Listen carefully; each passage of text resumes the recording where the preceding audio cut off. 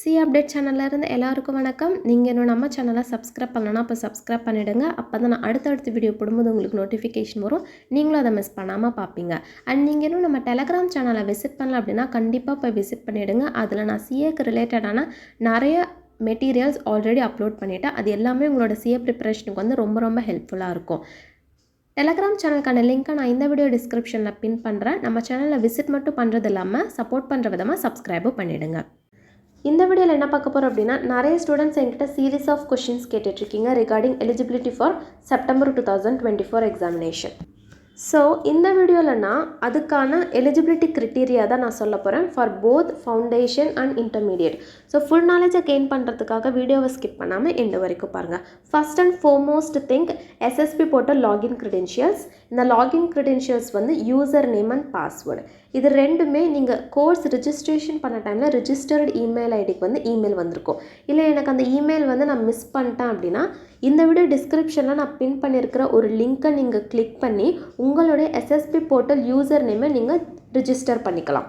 அதுவே என்கிட்ட user name இருக்க பாஸ்வேர்டு தான் மறந்துட்டேன் அப்படின்னா நீங்கள் எஸ்எஸ்பி போர்ட்டல் ஓப்பன் பண்ணதுக்கப்புறம் அந்த லாகின் க்ரெடென்ஷியல்ஸ் பேஜில் கீழே ஃபர்கட் பாஸ்வேர்டு இருக்கும். ஸோ நீங்கள் அந்த ஆப்ஷனை யூட்டிலைஸ் பண்ணி உங்களோட நியூ பாஸ்வேர்டை நீங்கள் செட் பண்ணிக்கலாம்.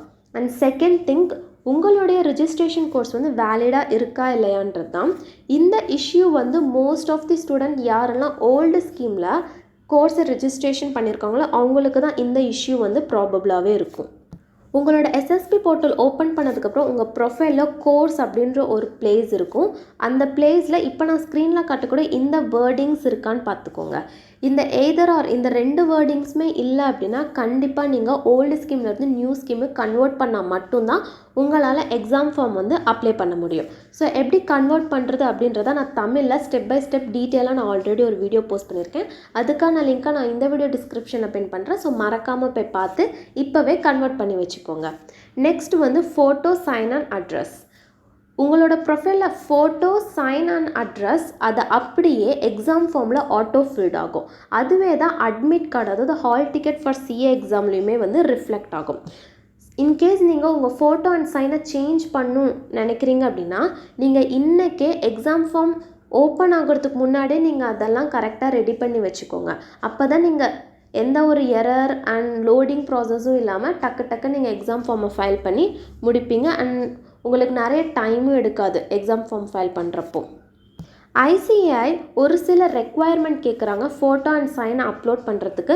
லைக் அதனோட சைஸ் அண்ட் ஜேபிஜே ஃபார்மேட் அந்த மாதிரிலாம் ஐசிஏ ப்ரொசீட் பண்ணியிருக்கக்கூடிய அந்த சைஸ் அண்ட் ஃபார்மேட்டில் நீங்கள் அப்லோட் பண்ணால் மட்டும்தான் எஸ்எஸ்பி போர்ட்டலில் அப்லோட் ஆகும். அப்படி இல்லை அப்படின்னா உங்களுக்கு அப்லோடு கேன்சல்டுன்னு வரும். ஸோ நீங்களும் டென்ஷன் ஆவீங்க. ஸோ அதுக்கும் நான் ஆல்ரெடி ஒரு வீடியோ போட்டிருக்கேன். அந்த வீடியோவை நான் டிஸ்கிரிப்ஷனில் பின் பண்ணுறேன். ஸோ மறக்காமல் ஃபோட்டோ அண்ட் சைன் அப்லோட் ரெக்குவயர்மெண்ட்டை பார்த்துட்டு அதுக்கப்புறம் நீங்கள் உங்களோட எஸ்எஸ்பி போர்ட்டலில் போய் அப்லோட் பண்ணுங்கள். அண்ட் ஃபோர்த்து திங் வந்து நிறைய பேர் என்கிட்ட எக்ஸாம் ஃபீஸ் வந்து பே பண்ணுறதுக்கு என்ன மோட் ஆஃப் பேமெண்ட் அப்படின்னு சொல்லிட்டு இப்போ நான் ஸ்க்ரீனில் காட்டக்கூட இந்த ஆன்லைன் பேமெண்ட் தான் வந்து ஐசிஏ ரெக்கமெண்ட் பண்ணுறாங்க. அண்ட் இந்த ஃபெசிலிட்டிஸ் மட்டும்தான் ஐசிஏ வந்து உங்களுக்கு ப்ரொவைட் பண்ணுறாங்க. ஸோ எக்ஸாம் ஃபார்ம் ஓப்பன் ஆகிறதுக்கு முன்னாடியே இந்த மோட் ஆஃப் பேமெண்ட்டில் கொஞ்சம் அரேஞ்ச் பண்ணி வச்சுக்கோங்க. அண்ட் லாஸ்ட் திங்க், இப்போ நீங்கள் on or before 1 January 2024 register பண்ணியிருந்தீங்கன்னா மட்டும்தான் நீங்கள் செப்டம்பர் 2024 இன்டர்மீடியட் எக்ஸாமில் அப்பியர் ஆக முடியும்.